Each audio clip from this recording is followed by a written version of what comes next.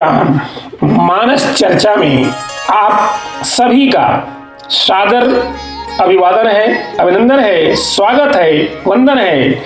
आज हम विश्वामित्र जी का राम प्रेम इस कथा का आनंद लेंगे। आइए हम कथामृत में डूब जाएं।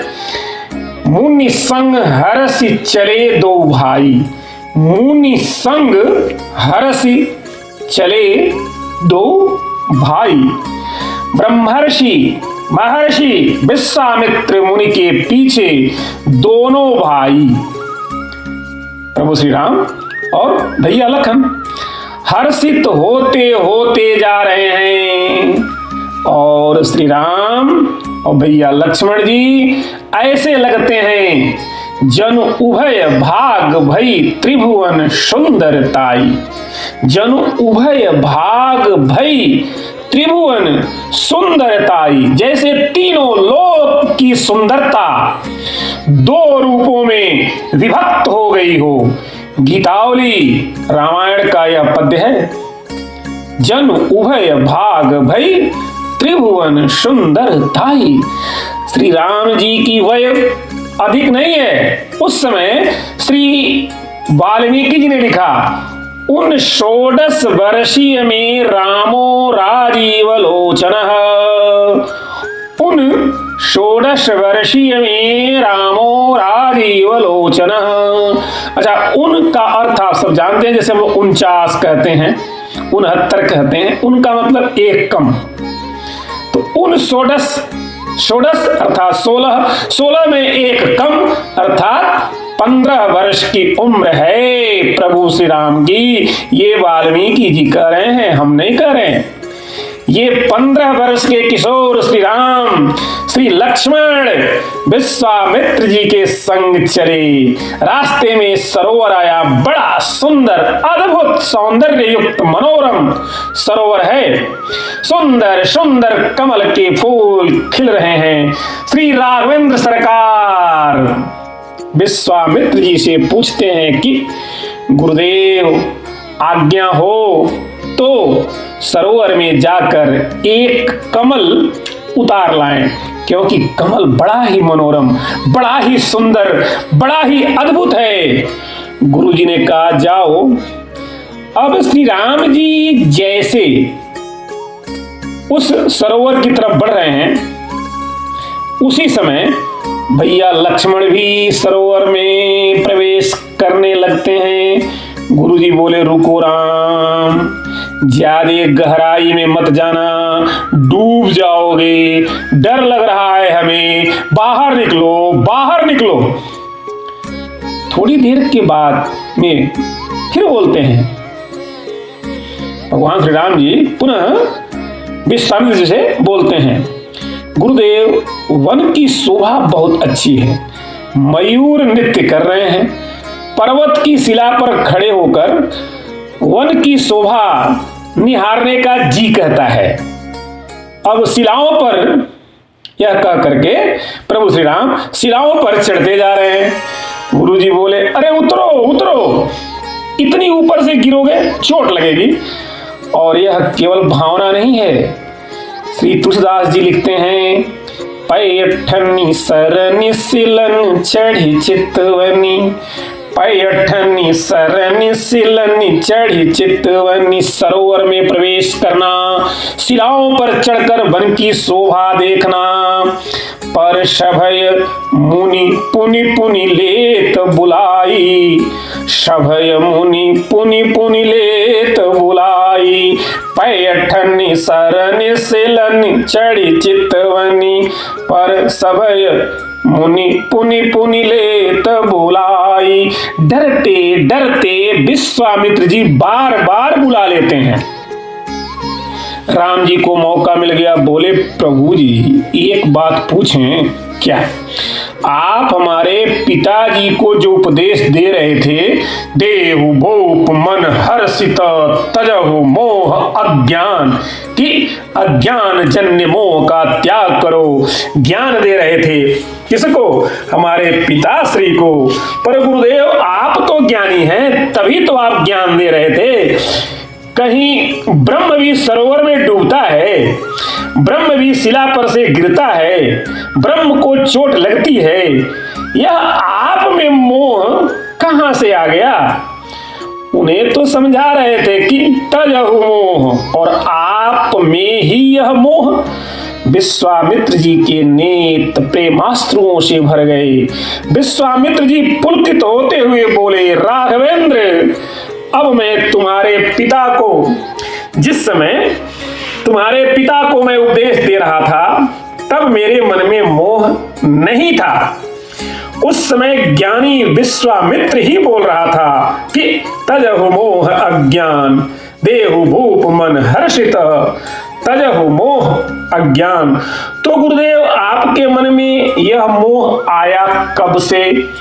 श्री विश्वामित्र जी भाव विह्वल होते हुए, राम, जब तुम्हारे पिता ने यह कहा कि तुम मुनि पिता आन नहीं को, तुम मुनि पिता आन नहीं को, कि तुम ही इनके पिता हो, बस तभी से मेरे मन में जो पिता के मन में होता है वह भाव आ गया, वह मोह आ गया, वह वात्सल्य आ गया। फिर जब वात्सल्य आ गया, प्रीति बढ़ गई। यह प्रीति की बात है, प्रेम की बात है। राम प्रेमी महाराज दशरथ, सत्य प्रेम जेहि राम पर, सत्य प्रेम जेहि राम पर। राम जी के बिना रह भी नहीं पा रहे थे। वे थे सत्य प्रेमी और किसी से कुछ कह भी नहीं पा रहे। तभी तो बाबा गोस्वामी तुलसीदास जी ने लिखा, प्रीति कर काहू सुख न लह्यो, प्रीति कर काहू सुख न लह्यो।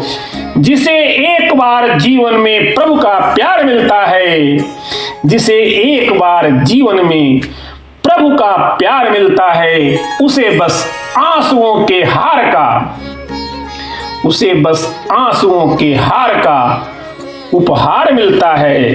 तभी तो एक भक्त ने कहा, हे मुरलीधर छलिया मोहन, हम भी तुमको दिल दे बैठे।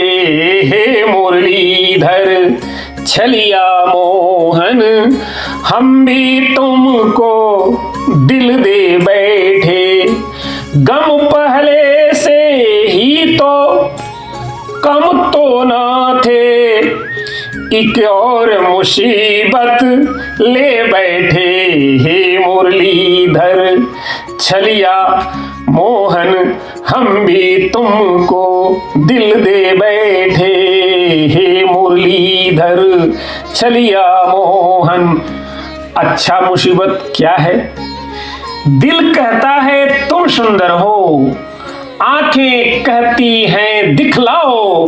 दिल कहता है तुम सुंदर हो, दिल कहता है तुम सुंदर हो, आंखें कहती हैं दिखलाओ। तुम मिलते नहीं हो, तुम मिलते नहीं हो, आकर के हम कैसे कहें देखो ये बैठे। महिमा सुनकर बेचैन हैं हम, महिमा सुनकर बेचैन हैं हम। तुम मिल जाओ तो चैन मिले, तुम मिल जाओ तो चैन मिले। महिमा सुनकर बेचैन हैं हम, तुम मिल जाओ तो चैन मिले।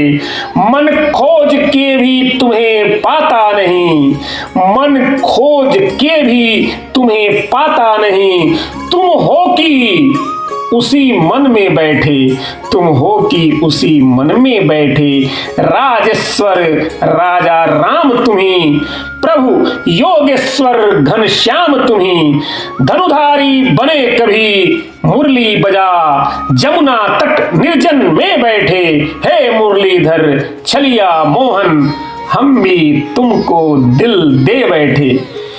जिसे एक बार जीवन में प्रभु का प्यार मिलता है, जिसे एक बार जीवन में प्रभु का प्यार मिलता है, उसे बस आंसुओं के हार का उपहार मिलता है।